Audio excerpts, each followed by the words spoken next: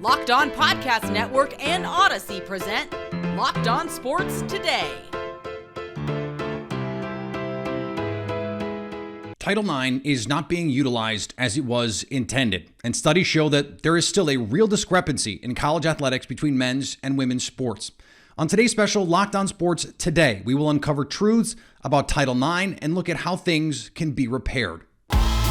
I'm Peter Bukowski, starting your day with the can't-miss stories and biggest debates in sports. You're Locked On Sports Today. Searching all major sports. Found. Let's start with the biggest story. No person in the United States shall, on the basis of sex, be excluded from participation in, be denied the benefits of, or be subjected to discrimination under any education program or activity receiving federal financial assistance. Those were the words in Title IX originally that started a enormous change in college athletics and then high school athletics writ large in the United States. But that system has not always lived up to its calling, and that's why we are here today. Joining me now from USA Today, Lindsay Schnell. And Lindsay, you have been part of a reporting team that has done extensive work on Title IX, in particular Title IX in college athletics, where in particular, we have not been, as a nation, the NCAA has not been living up to this credo in a lot of different ways. Let's go back to the origination of this. This is the 50-year anniversary this year of Title IX. What was the original intention behind Title IX? Well, it had nothing to do with sports, which a lot of people are surprised to learn. I was actually surprised to learn that early in this project. Title IX was created to help get more women into grad schools. At the time that it was passed, in 1972, there was a huge gap between men's enrollment in college and women's enrollment in college, specifically in grad schools. So they passed this.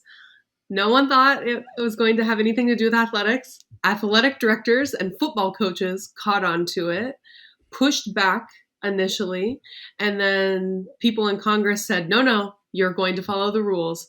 And 50 years later, we have reached a point where women are all over TV, they're all over the media, female athletes, their participation numbers have increased an insane percentage. And I think they're still, in a lot of ways, like just getting started. And one of the reasons for that is we're still seeing collegiate programs having to expand female programs because they were non-compliant. And when I went back and looked at all of this, I don't want to say I was surprised because I wasn't surprised, but I thought this was established and it was canon. It was law for a long time, except there was challenge after challenge into the 90s and even as recently as a couple years ago when the Trump administration with Betsy DeVos made changes to Title IX. This has not been some smooth process from 50 years past. That is absolutely accurate. First of all, to your point that you weren't surprised, when you talk to female athletes and coaches of women's teams, they say the same thing. Sedona Prince, the Oregon women's basketball player who, showed the world via TikTok about the disparities between the NCAA men's and women's weight rooms during the 2021 NCAA tournament. She wrote something for us at the beginning of the tournament this year in 2022 and basically said, when you're a female athlete, you're used to this. You're never surprised to hear that you don't have as good a stuff as the men. They aren't spending as much money. You're not getting the opportunities. It has been 50 years of incredible growth, but imagine what that growth would look like if someone in the government enforced Title IX once in a while. One of the biggest misconceptions about this law is that the NCAA has something to do with it.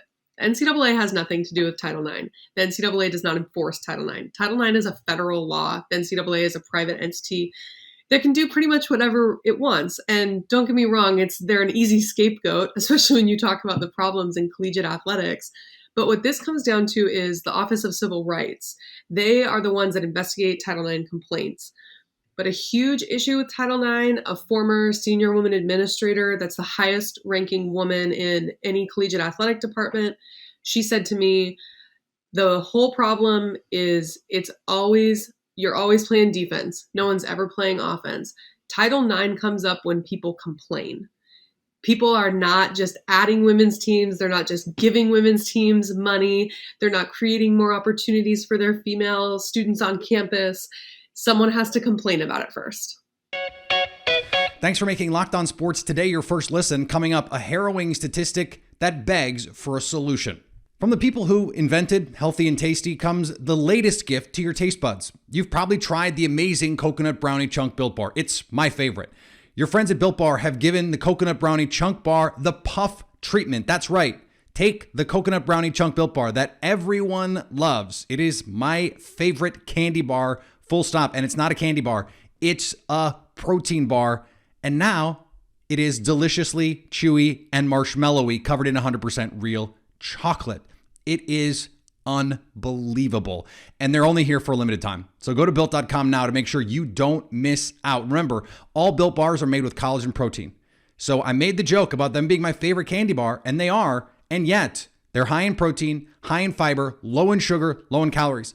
What they are able to do is incredible. It is the protein bar that truly tastes like a candy bar, but isn't. Go to Built.com and check it out for yourself. Use promo code LOCKED15 to get 15% off your order. That's promo code LOCKED15. We need to go back a second because the idea of Title IX for some people is this very opaque idea. And so the basic idea is if you receive federal funds, there has to be this idea of equal opportunity. And that's even, I think, giving it a little bit more credence than it maybe deserves, but that if you're going to have all of these resources allocated to the men's program, there need to be resources to the ladies' programs as well. We know, as you mentioned in the example of the tournament, that's not happening. So you guys at USA Today have done this incredible series on ways that schools have been able to get around these provisions, in part because the enforcement mechanism is feckless at best. What has your research and reporting found about how schools have actually followed Title IX? So this is, to me, the craziest stat of Title IX. In 50 years of this federal law, which applies to any school that receives federal funds. So to be clear, that includes private schools also, because a lot of students get federal funds, federal scholarships to go to private schools. No one has ever had funding taken away, has had funding denied. Like, I don't want to say this is a toothless law. That's probably taking it too far, but people do not fear Title IX. What our reporting has found is that schools are spending more money on their male athletes when you break it down in terms of recruiting, facilities, even when you break it down into scholarship dollars, which that is like a glaring Title IX violation.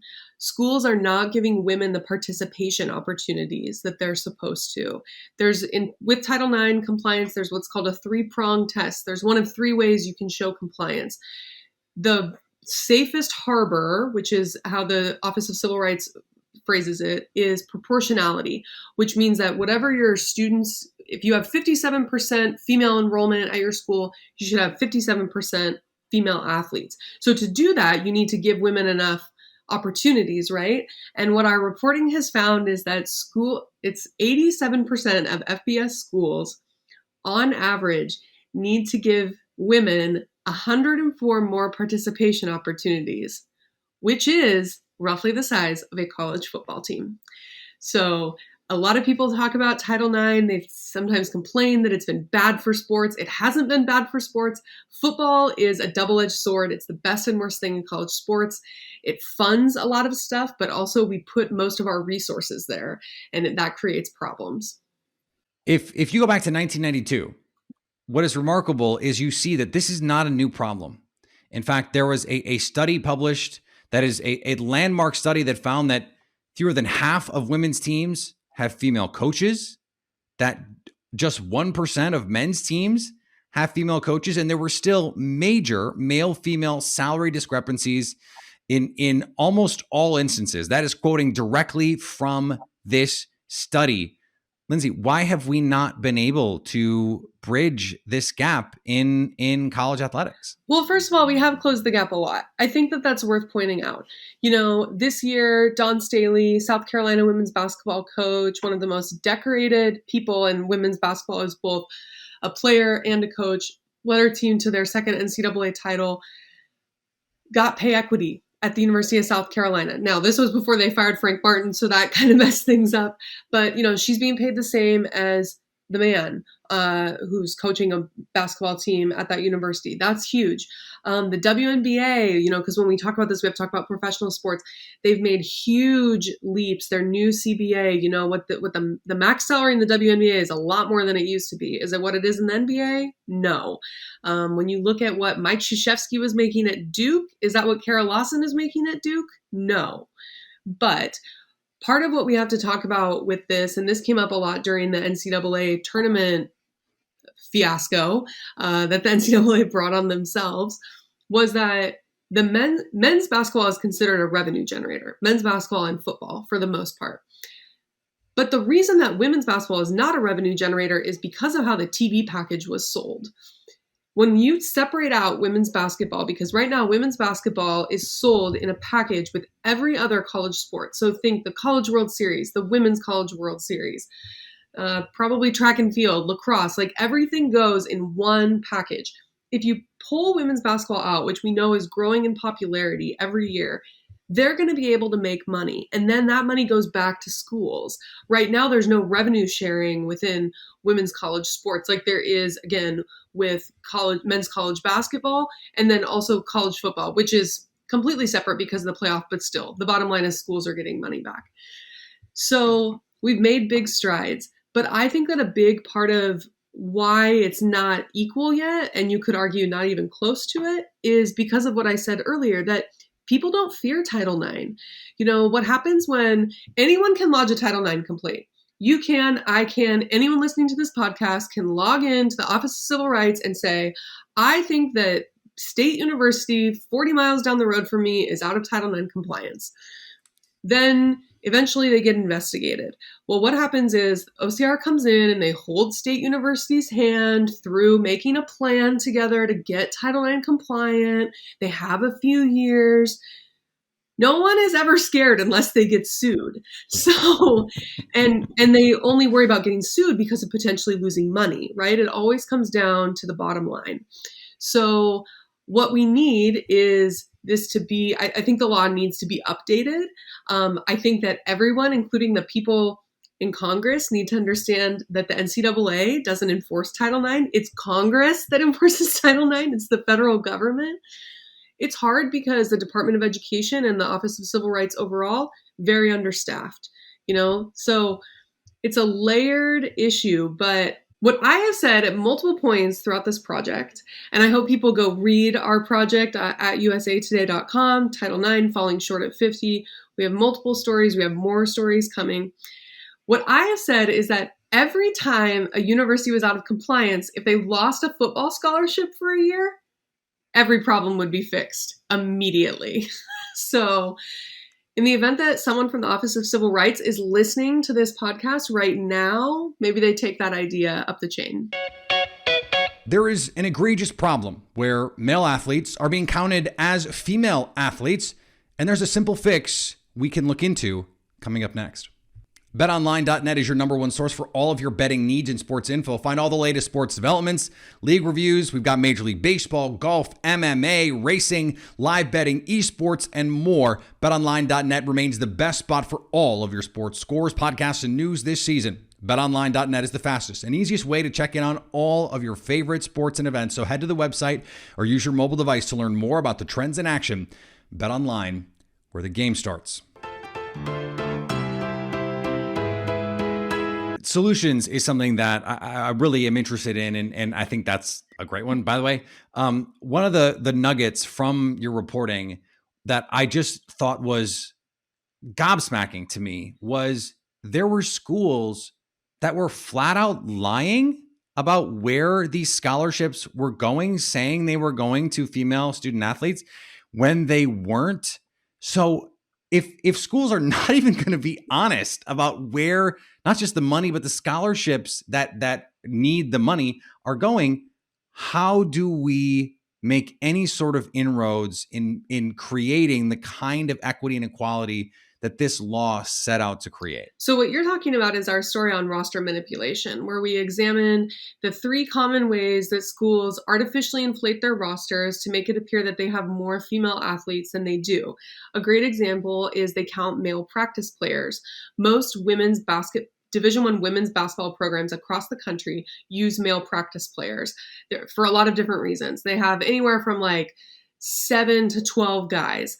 The University of Michigan had some in the 20s. It was crazy.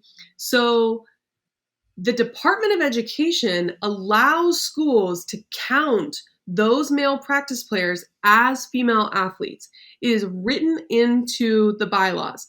That is such a simple fix. Congress could fix that when you talk about solutions.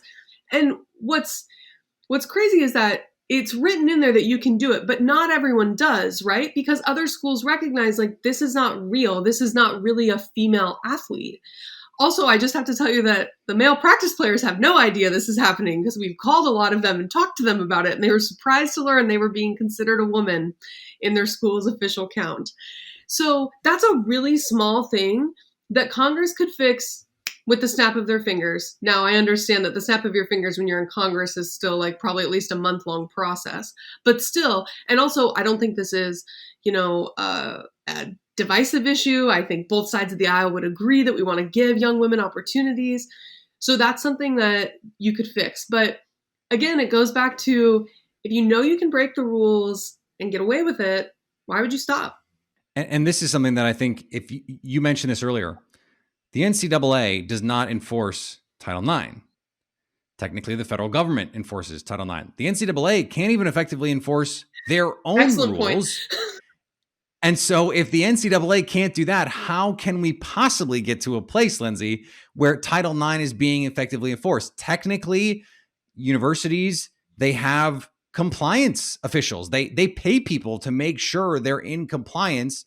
But as you and I know, who have followed these things over the years and covered these things, know that there's a lot of winks and nods and things that go on in those kinds of circumstances. So from a governmental standpoint, what can we do? What can our elected officials do to make sure that there is some teeth in Bill 9? So this is actually something that Congress has been talking about.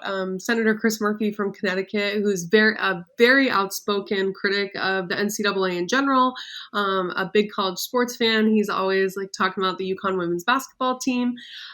He is planning to propose new legislation. And one of the pieces of that legislation would be figuring out how to make the NCAA have to play along to the Title IX rules, because it's weird to think about, okay, the federal government funds these colleges, and then these colleges, their governing body doesn't have to play by the same rules. So it's a strange setup. Now, lawyers that are smarter than me allegedly are working on how they could fix this. I think that it could get really problematic to try to make a private entity follow this federal law if they're not receiving federal funds. But again, the point that all the schools are receiving federal funds, there's something there. But I think that they can propose legislation, whether it's new legislation, whether it's updating Title IX. We've updated other pieces of legislation throughout the history of our country. One thing is that, President Biden has come out and he's made some announced some executive orders surrounding Title IX. We've seen that. I think that kind of the next phase of Title IX, because it also protects you from sexual harassment, sexual assault, is going to be protection for transgender students.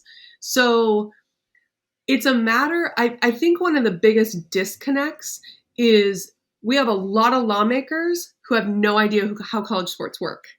Not even a little bit.